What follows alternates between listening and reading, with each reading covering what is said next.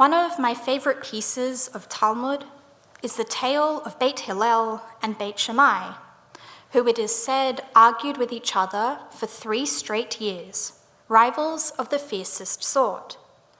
One said, "The halakha is in accordance with my opinion," and the other said, No, the halakha is in accordance with my opinion." Finally, a divine voice emerges from the heavens and declares, "Elu ve'elu divrei Elohim chayim." Both these and these are the words of the living God. This teaching is quintessential to us as Jews. We are a people who treasure debate and who pride ourselves on intellectual analysis to determine multiple opinions on complex questions. The Talmud itself can be thought of as a track record of rabbinic debate.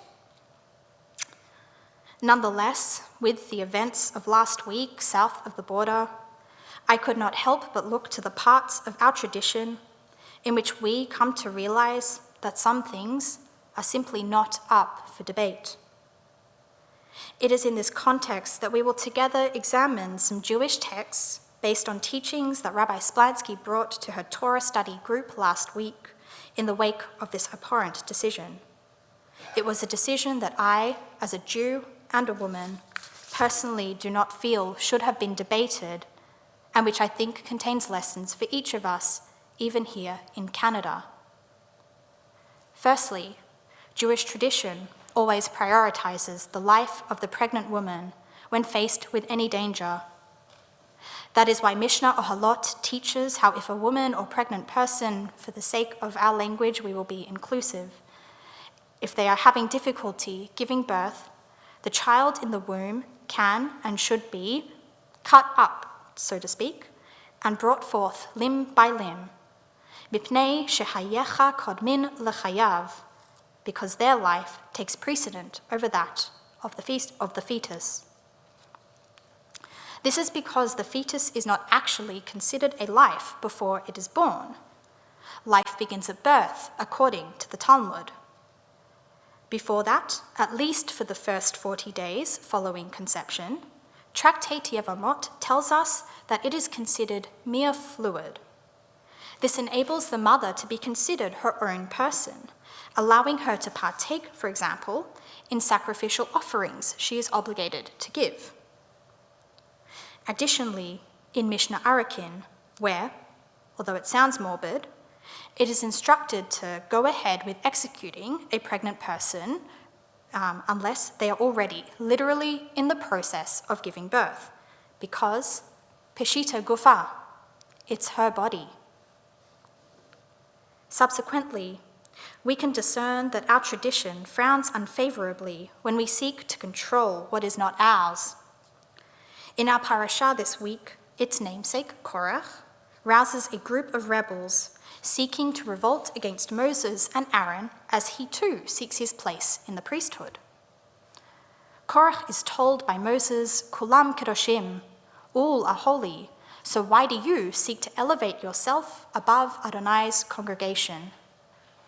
Although we all have the right to be heard, Korach's attempt to take hold of something that did not belong to him results in failure, and he and his group are swallowed up into the earth, never to be heard from again. In relation to the question of abortion, this is an issue of bodily autonomy. As the one already in this world, the mother or pregnant person is entitled to the protection of their body, and they, with guidance from our tradition, can determine when a line is crossed. The fetus may not be considered a full life until it is established as viable, but the mother sure is.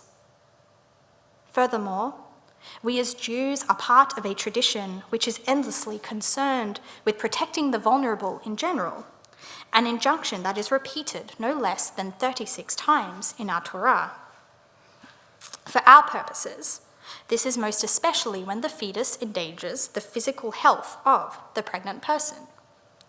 In Talmud Sanhedrin, if the fetus is endangering the mother's life, it is considered a rodef, a dangerous, life-threatening pursuer.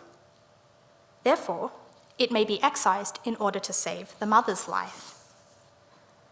In the modern day, our care for the vulnerable extends to protecting the mother or pregnant person, even if it is not an exact question of saving their life. For example, both Rabbi Mordechai Winkler in 1913 and Rabbi Cass Abelson, writing in the 1980s, equate mental and physical risk and point to mental anguish as a legitimate reason to terminate a pregnancy. Moreover, in our own reform movement, Chief Executive of the Central Conference of American Rabbis, Rabbi Hara Person, wrote this past week, in response to the decision, of how we as Jews hold dear the value of kavod habriot, or human dignity. For Rabbi Person, it is under this Jewish umbrella that our movement sees comprehensive health care, including reproductive health care, as a key manifestation of this ideal. Back to our original Talmud tale. We are now left with the question of, why was it the opinion of Hillel and not Shammai that Halakha ultimately chose to follow? The Talmud tells us that it was because Beit Hillel was agreeable and forbearing, teaching not only their statements, but also that of Beit Shammai.